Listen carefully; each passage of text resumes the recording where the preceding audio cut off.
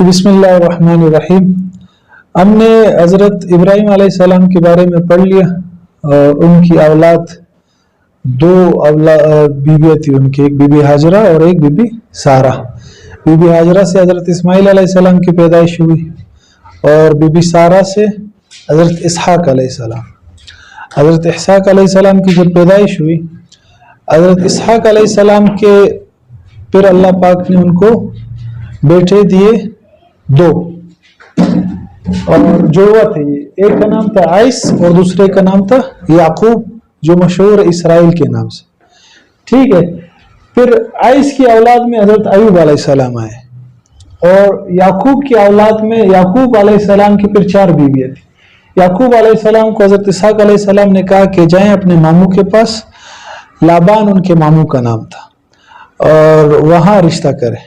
تو وہ وہاں گئے. ان کی 2 بیٹیاں تھیں، لیہ اور راحیل. لیہ بڑی بیٹی تھی، راحیل چھوٹی بیٹی تھی. تو حضرت یعقوب علیہ السلام ان کے پاس گئے اور کہا کہ میں آپ کی بیٹی راحیل سے نکاح کرنا چاہتا ہوں. تو انہوں نے کہا آپ کے پاس اک مہر ہے؟ تو انہوں نے کہا اک مہر تو نہیں ہے، میں اجرت پہ کام کر لوں گا آپ کے. ہاں، اک مہر کے طور پہ کام کر لوں گا. تو یہ بات ہوئی کہ 7 سال تک آپ نے یہاں کام کرنا ہے، بکریاں وغیرہ چرانی ہے، یہ آپ کے لیے راحیل کا اک مہر ہوگا. یہی ہوا. انہوں نے 7 سال اک مہر کے طور پہ کام کیا. 7 سال کے بعد نکاح ہوا، شادی ہوئی، رخصتی ہو گئی. رات کو جب حضرت یعقوب علیہ السلام گئے، دیکھا راحیل کے بجائے انہوں نے ان کی بڑی بیٹی لیہ سے ان کی شادی کروائی. بات سمجھ میں آ گئی؟ تو یعقوب علیہ السلام بہت غصے میں آ گئے اپنے ماموں کے پاس اور کہا کہ آپ نے میرے ساتھ دھوکہ کیا ہے.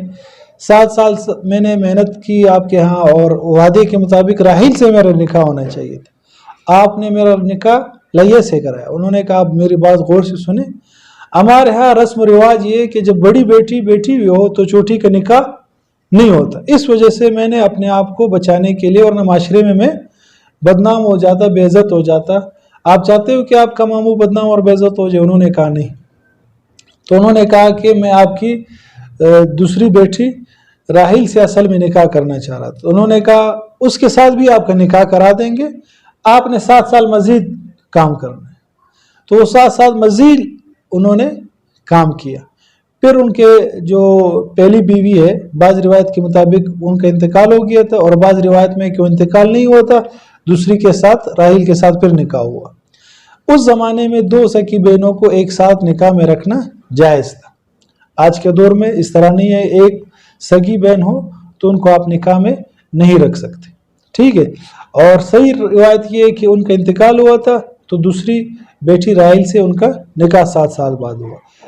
لیہ جو پہلی بیوی تھی ان کے ساتھ 5 اولاد ہوئے، 5 بیٹے ہوئے. روبیل، شمعون، لاوا، یہود، ایساغز، زابلون. یہ 5 بیٹے یعقوب علیہ السلام کی ان کی پہلی بیوی لیہ سے ہوئے. ان کی جو دوسری بیوی تھی ان کا نام تھا کیا نام تھا؟ راحیل. ان کے 2 بیٹے ہوئے ان سے، یوسف اور بنیامین. یوسف علیہ السلام یہ بھی پیغمبر ہے، ان کا واقعہ بھی آج ہم پڑھیں گے.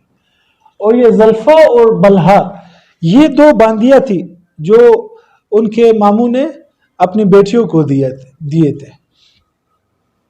جو بلہا ہے وہ چھوٹی بیٹی راحیل کی باندی تھی، اور جو زلفا ہے وہ لیہ کی باندی تھی.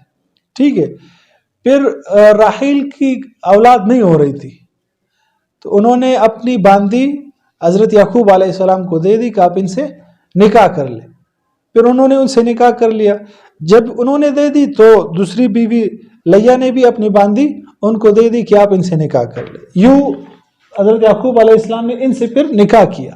نکاح کے بعد ان کے زلفا کے جاد اور عشیر 2 بیٹے ہوئے، اور بلہا کا ایک نفتالی ایک بیٹا ہوا. یہ ٹوٹل 12 بیٹے ہو گئے یعقوب علیہ السلام کے، جن میں مشہور یوسف علیہ السلام ہے، جن کا آج واقعہ پڑھیں گے. ٹھیک ہے. یہاں تک بات کلیئر ہے؟ نسب شجرہ سمجھ میں آ گیا؟ اچھا. اب پہلے حضرت ایوب علیہ السلام کو ہم دیکھتے ہیں، کیونکہ ان کا واقعہ مختصر ہے. پہلے اس کو دیکھتے ہیں. ایوب علیہ السلام کے بارے میں آتا ہے کہ یہ شام کے رہنے والے تھے اور عرب تھے. بعض روایتوں نے ان کو وہ بھی قرار دیا ہے کہ فارسی تھے، بعض نے کہا عبرانی تھے، لیکن اصل یہ ہے کہ وہ کیا تھے؟ عرب تھے. اور ان پہ ایک صحیفہ بھی نازل ہوا تھا جو بعد میں تورات میں موسیٰ علیہ السلام نے ان کو عبرانی زبان میں منتقل کر دیا تھا. اور ان کے بارے میں آتا ہے کہ ان کے دو نام ہیں، یوباب اور ایوب. دونوں ناموں سے مشہور ہے، لیکن زیادہ مشہور ایوب کے نام سے. اچھا، ان کی بیوی کا نام لیہ یا رحمت. بعض کہتے ہیں کہ ان کی بیوی کا نام بھی لیہ تھا اور بعض کہتے تھے کہ ان کا بیوی کا نام رحمت تھا. اب واللہ عالم جو صحیح ہے. یہ بہت زیادہ مال اور اولاد اللہ نے ان کو دیے تھے اور مویشیاں اور بہت زیادہ ان کے پاس ہر چیز کی یعنی کہ فراوانی تھی، بہت زیادہ تھی. پھر اللہ نے ان کے اوپر ایک آزمائش لائے. یہ ایک روایت میں 13 سال تک اور ایک روایت میں 18 سال تک ایک جسم کی جلد کی سکن کی بیماری میں مبتلا ہو گئے. اب ان کے بارے میں بعض اسرائیلی روایت بھی بہت زیادہ مشہور ہے کہ ان کے پورے جسم میں کیڑے پڑ گئے اور صرف زبان باقی تھی. ایسی بات نہیں ہے. جسم پہ بیماری تھی سکن کی. اب کون سی بیماری تھی اس کا قرآن نے بھی ذکر نہیں کیا، حدیث نے بھی اتنی ذکر کیا، صرف یہ کہ ابتلا تھا، آزمائش تھی. سکن کی بیماری تھی. اب بعض نے کہا کہ وہ ایسے خارش کی بیماری تھی جس پہ دانے نکل آتے ہیں، اور بعض یہ کہ ان کے اندر سے جسم درد کر رہا تھا، یہ بالکل لاچار ہو گئے تھے. واللہ عالم جو بھی تھا یہ بیماری تھی. بیماری جب ان پہ آئی تو ان کے سارے جو مال وغیرہ ہے وہ بھی ختم ہو گیا اور جو ان کی اولاد تھی وہ بھی اکثر فوت ہو گئی. یہ آزمائش اللہ نے سب نے ان کا ساتھ چھوڑ دیا. صرف ان کی بیوی ان کے پاس ان کی خدمت کرتی تھی اور آخر وقت تک ان کے ساتھ تھی. ایک دفعہ ان کی بیوی کے منہ سے کچھ ناشکری کے کلمات نکلے تو حضرت ایوب علیہ السلام نے کہا کہ اگر میں ٹھیک ہو گیا تو میں اس کو 100 کوڑے ماروں گا. یہ قسم انہوں نے کہی. اب یہ وقت گزرتا گیا. اسی طرح لوگ ان کے پاس گزرتے تھے. 2 لوگ ان کے پاس آتے جاتے بھی تھے. ان میں سے ایک نے ان سے کہا دوسرے بندے سے کہ ایوب علیہ السلام نے پتہ نہیں کون سا گناہ کیا ہے کہ اللہ نے اس کو اس طرح عذاب میں مبتلا کیا کہ اتنے سال ہو گئے ابھی تک یہ اس بیماری میں مبتلا ہے. یہ بات اس نے آ کر ایوب علیہ السلام کو بتا دی کہ فلانا آپ کے بارے میں یہ کہہ رہا ہے. اس بات کو سن کر حضرت ایوب علیہ السلام نے اللہ تعالیٰ سے دعا کی کہ اللہ اب مجھ سے بیماری ختم فرما، لوگ بدگمانی کر رہے. اور ایک روایت میں یہ ہے کہ ایوب علیہ السلام نے ان کی بیوی نے ان سے کہا کہ آپ اللہ سے دعا کرے کہ اللہ آپ سے یہ بیماری ختم کر دے. تو ایوب علیہ السلام نے کہا کہ اللہ پاک نے مجھے 70 سال ایسے مزے میں رکھا اور ہر چیز کی فراوانی تھی. اب اگر 70 سال تک بھی میرے اوپر یہ بیماری ہو میں اللہ سے دعا نہیں کروں گا. لیکن بعد میں پھر یہ ہوا کہ ان کے جو قوم والے تھے انہوں نے کہا یہ اللہ کا نبی نہیں ہو سکتا. اگر یہ اللہ کے نبی ہوتے تو یہ اللہ سے دعا کر لیتے، اللہ اس کو ٹھیک کر دیتے. یہ 13 سال سے یا 17 سال سے اس طرح ہے. تب جا کے ایوب علیہ السلام نے دعا کی اور قرآن میں موجود ہے. یہ سارے پس منظر ہے. ایوب علیہ السلام نے جب دعا کی تو چونکہ وہ سب ان کو چھوڑ کر گئے تھے، ایک بیوی ان کی خدمت کرتی تھی تو وہ اپنی بیوی کے ساتھ تقاضے کے لیے جاتے تھے اور آتے تھے. تو بیوی کے ساتھ وہ گئے تقاضے کے لیے. وہاں جب اندر گئے پہاڑوں کی طرف جاتے تھے ذرا دور. پہلے زمانے میں اس طرح اٹیچ بات تو نہیں ہوتے تھے جیسے کہ آج کل ہے. یہ بھی ٹھیک ہے. حضور صلی اللہ علیہ وسلم کے بارے میں بھی آتا ہے کہ بیماری کے دوران یا کبھی ایسے ہوتا رات کو آپ صلی اللہ علیہ وسلم ایک برتن میں پیشاب کر لیتے تھے تو اس سے ہم اٹیچ بات کمرے کے اندر ہی پھر صبح اس برتن کو خالی کر دیا جاتا. تو اس سے ہم اٹیچ بات بھی وہ لے سکتے ہیں کہ حضور بھی کمرے کے اندر پیشاب کرتے تھے تو اٹیچ بات بھی کمرے کے اندر ہوتا ہے. بعض لوگ سختی کرتے ہیں کہ نہیں یہ غلط ہے فلانا ہے فلانا ہے. ٹھیک ہے ثابت ہے اس سے. اچھا کیا بات میں کر رہا تھا؟ ہاں جب وہاں گئے وہاں اللہ پاک نے ان پہ وحی نازل کی کہ آپ اس پتھر کو مارے، یہاں سے چشمہ نکلے گا صاف پانی کا، اس سے غسل کرے اور یہ پینے کے لیے. انہوں نے پتھر پہ پاؤں مارا تو اس سے چشمہ نکلا، اس پہ غسل کیا اور بالکل زبردست ہو گئے. پھر 2 جبے اللہ پاک نے اتارے ان کے لیے، 2 کیا نام ہے کپڑے وہ انہوں نے پہنے. باہر آئے ان کی بیوی نے ان کو دیکھا، کہا کہ یا میرے ایک شوہر تھے ایسے معذور اور بیمار سے، اور وہ جب ٹھیک تھے بالکل آپ کی طرح لگتے تھے. تو انہوں نے کہا وہ میں ہوں ایوب، پہلے بیمار تھا، اب اللہ نے مجھے تندرستی دی. آزمائش کے بعد پھر اللہ پاک نے ان کو 26 بیٹے دیے، 26 بیٹے ان کے ہوئے.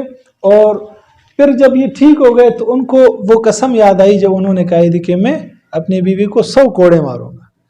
اب ان کی بیوی نے ظاہر سی بات ہے 17 سال یا 13 سال تک ان کی خدمت کی تھی، ان کا دل بھی نہیں چاہ رہا تھا کہ ان کو 100 کوڑے مارے.